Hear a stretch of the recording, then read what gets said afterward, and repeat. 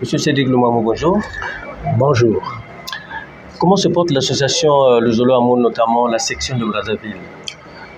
Merci. La section de Brazzaville se porte en très bonne santé. Elle ne souffre, je dirais, d'aucun rachitisme spirituel, d'aucune avitaminose. Nous savons que cette association est divisée en deux camps. Oui. Un camp que dirige M. Charles Mekongi Lundu et un autre que dirige M. Jean-Pierre Bissombolo. Dans quel camp évoluez-vous? Je suis du côté du 884-83, c'est-à-dire ce côté qui a à sa tête Papa Charles Mekongi Lundu. Pourquoi ce choix? Vous savez, l'histoire de la spiritualité est une histoire semée de tribulations, semée de pronunciamento. Et le premier pronunciamento, nous voyons qu'il a eu lieu au ciel, avec Lucifer, l'ange de lumière, qui, se rebellant contre son créateur, finira par être précipité. Et depuis, il y a cette turbulence qui se trouve dans tout milieu. Les disciples du Christ également, entre eux, ont connu des temps de division à leur époque. Et c'est donc ce principe-là, le bien et le mal, qui coexistent, le chaud et le froid, le haut et le bas. Et cela n'a pas épargné l'association qui, lors de la célébration de la fête de Madingu, la fête de Pentecôte, a été frappée par une honteuse et ignominieuse scène au cours de laquelle une fallacieuse note a été pendue, note destituant Papa Charles Mekongi Lundu, ce qui n'émanait pas du président fondateur. Alors là, il y avait nécessité d'opérer un choix, de faire un florilège. Et le florilège se devait d'être droit et juste. Le choix qu'il convenait de faire, c'est celui de la vérité, c'est celui de la justice. Et donc, nous avons refusé ce mensonge, nous avons refusé cette histoire montée de toutes pièces pour embrasser la vérité. Nous savons que le président fondateur, dans son message de l'an 2004, 15 juin 2004, a dit de façon ferme que aussi longtemps qu'il serait vivant, même s'il advenait qu'il avala son acte de naissance, qu'il mourut, nul n'a le droit de changer le règlement intérieur et récépissé mis à notre disposition. Et pourtant, c'est cette directive que le frère Papa Bikindu Bissombolo a eu à fouler aux pieds en changeant le récépissé. Pourquoi réellement il a changé ce récépissé-là? Qu'est-ce qui l'a motivé? Bon, je ne suis pas dans son cœur pour jauger cela, mais nous pouvons, en psychologie, l'on dit que l'extérieur est le miroir de l'intérieur. Voyez-vous, ce qui est extraverti est essentiellement introverti. Donc nous pouvons voir si vous êtes une personne mal intentionnée au travers de certains actes que vous posez. Et donc en truquant, sinon en changeant ce règlement intérieur, nous voyons bien ce qui est clair, ce qui est limpide, c'est qu'il y a des motivations qui ne sont pas bonnes du tout. Voilà, c'est dans le but de se tailler quelque chose sur mesure, dans le but de s'arroger certains privilèges que l'on n'avait pas. Deux groupes diamétralement opposés dans une même ville, comment vivez-vous l'ambiance religieuse dans cette atmosphère? Nous sommes en paix, nous vivons une paix on ne peut plus extraordinaire, une paix on ne peut plus grandissime, en suivant ce que le président fondateur nous demande. Voyez-vous, nous évoluons de notre côté dans toute la paix, dans la sérénité, dans la tranquillité. Et c'est dans l'amour. Et chaque fois que nous rencontrons même ceux des nôtres qui sont de l'autre côté, nous les saluons. Et ma modeste personne qui parle, je les salue toujours. On les salue parce que la marque même du spirituel, c'est l'amour. Parce qu'il est écrit en Matthieu chapitre 7 et au verset 16, vous les reconnaîtrez à leurs fruits. il y est écrit que vous ne sauriez être un manguier et produire des raisins. Analogiquement, cela veut dire vous ne sauriez être enfant de Dieu, prétendument enfant de Dieu, et produire la haine. Donc, combien même vous proclameriez être enfant de Dieu, mais aussi longtemps que l'on verra, aussi longtemps que vous produirez des fruits tels que la méchanceté, la haine de l'autre, cela voudra dire que vous n'êtes qu'un menteur, vous n'êtes qu'un bonimenteur en fait. C'est un bonimenteur qui est là, qui veut tromper quelques naïfs. Donc c'est à travers les fruits que l'on reconnaît. Nous vivons en paix, en aimant, parce que l'amour c'est le plus grand principe en spiritualité, c'est la plus grande force. Il y a une fête qui pointe à l'horizon, une fête que vous appelez Malakima Mfumu. C'est quoi réellement Malakima Mfumu? Merci une fois de plus. Malakima Mfumu, c'est une expression Congo et qui littéralement veut dire la fête du roi. Pourquoi cette fête? Cette fête, en fait, est née à la suite d'un événement triste, funèbre, morose, parce que le président fondateur de cette association, Guy-Émile Houphouët-Boigny, a subi un attentat en date du 5 février 2002. De 20h à 3h du matin, des gens en armes se sont rendus à Yalan Sangamani, à Kibossi, et ont tiré à balles réelles, ont tiré pour reprendre ces mots de Mata Mangolo, c'est-à-dire en usant d'armes lourdes. Voilà, en usant d'armes lourdes, nous comprenons par ici qu'il ne s'agit pas d'un petit pistolet. D'armes lourdes, ils ont fusillé, mais une maison en tôle. De 3h à 5h du matin, ils ont fusillé, mitraillé. Il se trouvait à l'intérieur de la cabane avec son épouse, maman Thiela Suzanne. Mais jusque-là, il n'était point atteint. À un certain moment, l'un des militaires, enfin ceux-ci, il faut le signaler et le préciser, était envoyé par son ex-neveu, Passimo Nzemele, paix à son âme.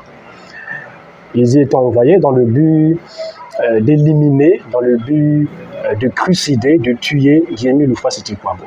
Ils ont beau tirer, ils ont beau mitrailler la cabane, mais jusque-là, ils n'étaient pas atteints. Alors, un des soldats, prenant la parole, dira « Eh bien, si vous ne sortez pas, nous lancerons une grenade. » C'est à ce moment que sa femme, apeurée, effrayée, effarouchée, dira « Attendez que nous sortions, ne lancez pas la grenade. » C'est à ce moment qu'en sortant, la femme était donc devant et le grand maître Guy-Émile Houphouët-Boigny derrière.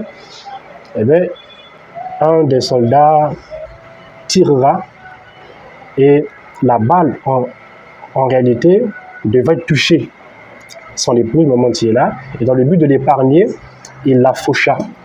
Et quand il faucha son épouse, c'est à ce moment que cette balle atteignit Guy-Émile Houphouët-Boigny. Et son sang coula sur le champ. Alors, Guy-Émile Houphouët-Boigny lui-même donne toute la portée de cet événement. Il dit « Il est vrai que mon neveu a eu à envoyer des gens dans le but de me tuer. Il est vrai que mon sang a coulé. » Et alors il dira « Mon sang qui a coulé à Yalan Sangamani, ce sang a racheté de nouveau l'humanité tout entière. » C'était en fait la volonté de Dieu qu'il fut atteint ce jour-là pour que ce sang racheta d'Erechef, racheta de nouveau l'humanité tout entière. Ils avaient, eux, pensé qu'en le faisant, ils mettraient fin à sa mission. Malheureusement pour eux, c'était un acte qui était encore fatal. Donc, Malakima Mfumu, dit le grand maître de l'opiage, c'est une fête de réjouissance, c'est une fête de joie. C'est d'abord, c'est comme un retrait de deuil. Et il dit, étant donné que nous sommes spirituels, nous ne faisons pas de retrait de deuil. C'est une fête de tristesse d'un côté parce que notre président fondateur a été atteint, mais sans connaître la mort. Mais c'est à la fois une joie parce que, ce faisant, il a montré qu'il est plus fort que la mort. Il nous a racheté de nouveau, son sang nous a accordé la rédemption. Parce que, écoutez, le Christ Jésus, dans Matthieu 26, verset 29, a promis qu'il verserait de nouveau son sang. Je ne boirai plus de cette coupe jusqu'à ce que j'en boive de nouveau dans le royaume de mon Père. Et à quoi faisait-il référence en parlant de la coupe? Quand vous prenez Luc 22, verset 20, là il est écrit que le Christ scellerait en fait une alliance nouvelle, l'alliance de son sang. Le sang qu'il verse, la coupe dont il parlait, c'était le symbole de l'alliance en son sang. Donc cette coupe-là, c'était le sang qu'il verserait pour racheter. Mais le Christ a pris le soin de dire qu'il boirait de nouveau, qu'il boirait encore cette coupe. Ce qui veut dire qu'il y aurait un second sang qui serait versé, il y aurait une seconde effusion. Et où? Dans le royaume du Père. Et nous savons qu'en ce temps, le royaume des cieux est déjà parmi nous. Ceci pourra faire l'objet d'une autre émission, en parenthèse, qui aussi est la vie sainte et Kari le royaume des cieux.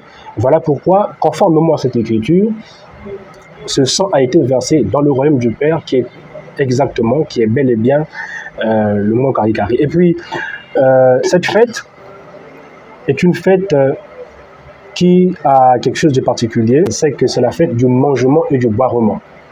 Pour reprendre ici les expressions propres à lui-même, Diémile Oufassi-Tikwabo, ce ne sont pas des mots que nous trouverons dans le Larousse ou bien dans un dictionnaire encyclopédique, ce sont des néologismes. Et lui, c'est un fiefé amoureux des néologismes. C'est une fête au cours de laquelle nous mangeons et nous buvons dans le but de manifester notre joie. Et puis, la Bible a eu à prévoir cela. C'est dans Ésaïe 25, au verset 6, il est écrit « L'Éternel a prévu sur cette montagne un festin de mets succulents et de vin vieux. » C'est-à-dire d'une nourriture vraiment délicieuse et puis de vin vieux.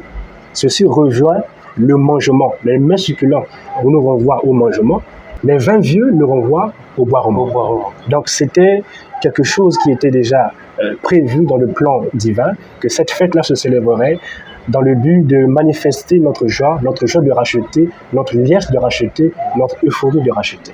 Comment va se dérouler cette fête? C'est une fête d'exultation, une fête d'allégresse, comme nous l'avons dit. C'est la joie qui est en l'honneur. Et donc, cette fête commence par des jeux sportifs, des jeux de tout genre. Hein. Il y a le football, il y a le nzango, il y a Tototi Nama. Bref, cela commence par des compétitions sportives. Et puis, les meilleurs s'en vont bénéficier d'une coupe. Après, dans cette phase, nous passerons à la fête proprement dite qui aura lieu à Pointe-Noire, au Mont Sinaï. Et pendant cette fête, il y a la prédication qui est au rendez-vous. Il faut comprendre ici que l'humanité a été rachetée de nouveau. Hébreux 9, verset 28, le Christ réapparaîtra une seconde fois ce qu'il attend pour le salut. Ce Christ est réapparu. Il ne devait pas réapparaître à ce qu'il attend pour le jugement dernier, soulignons-le, mais pour le salut. Ce qui veut dire qu'il y aurait une autre contribution qui serait accordée. C'est ce que le grand maître de l'EPH a accompli. Donc il y aura cette prédication-là qui aura lieu.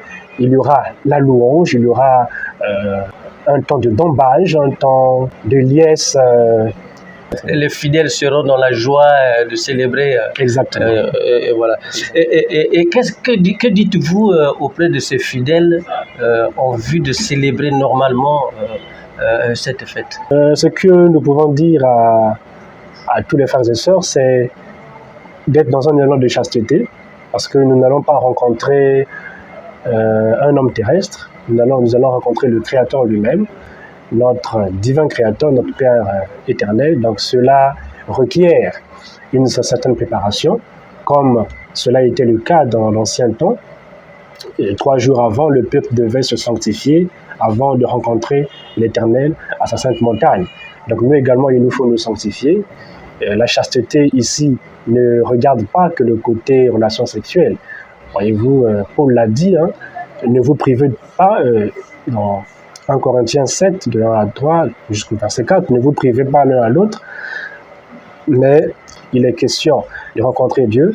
Eh bien, chasteté oblige, se priver pendant un moment, mais cette chasteté va encore plus loin, éviter des pensées de haine, des pensées impures, éviter toute parole déshonnête, éviter tout regard méchant, bref, être dans l'amour, être dans une sanctification requise. Voilà. Pour terminer, Monsieur Cédric, avez-vous une dernière préoccupation? Ce que je peux dire, c'est que, comme l'a dit notre grand maître de l'OPH, dans son ouvrage « Le succès est le couronnement d'une préparation minutieuse et d'un travail ardu ». Cette fête soit une bouleversante réussite, que cette fête plaise à notre Dieu et que nous en sortions avec des bénédictions en nombre incalculable. Donc travaillons à rendre belle et meilleure la fête. Bonne fête. Merci, monsieur.